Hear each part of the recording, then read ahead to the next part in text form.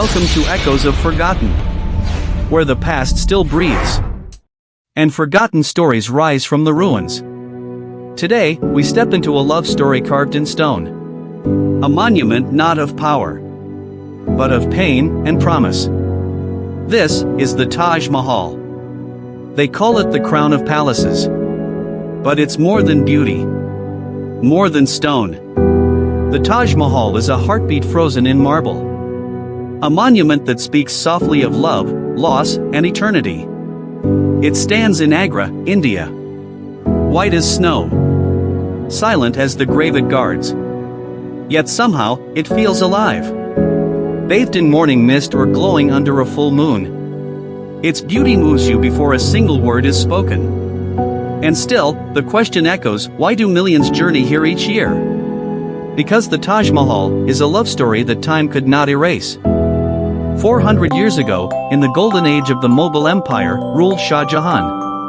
A king whose empire stretched wide, but whose world revolved around just one woman. Her name was Mumtaz Mahal. To him, she was more than a queen. She was his moon, his muse, his most trusted voice in a court of whispers. She gave him 13 children. And when she was carrying the 14th, destiny grew cruel. In June 1631, she died giving birth. And with her, something inside him died too. They say Shah Jahan locked himself away, broken. For 8 days, he didn't eat. Didn't speak. Then he rose, looked at the sky, and said, I will build her a tomb so beautiful, the world will remember our love for all eternity. And he did. It took 22 years. More than 20,000 artisans, architects, masons, and poets. Marble from Makrana. Jasper from Punjab. Lapis lazuli from Afghanistan. Turquoise from Tibet. Sapphire from Sri Lanka. Jade from China. It was the world's finest materials, brought together to honor one heart. But this wasn't just a structure. It was an idea. A prayer. A dream solidified. Engineers made the 4 minarets lean slightly outward so if struck by earthquake, they'd fall away from the tomb. The symmetry is flawless. You could fold the building in half, and each side would kiss the other. Even the Arabic calligraphy grows larger toward the top. So it appears even and balanced from the viewer's gaze on the ground. A perfect illusion of divine harmony. At the center, under the dome that seems to float in the sky, lies Mumtaz Mahal's cenotaph. The true tomb lies beneath, sealed in quiet darkness. Years later, Shah Jahan was buried beside her. His tomb breaks the symmetry. But it completes the love story. Because true love isn't perfect. It's not balanced. But it lasts. There are no royal paintings of Shah Jahan's grief. No records of tears. But the Taj is his grief, made eternal. When the British arrived, they altered the gardens. Took precious stones, even discussed dismantling the Taj and selling the marble. But the people protected it. India protected it. Because the Taj Mahal had become more than a tomb.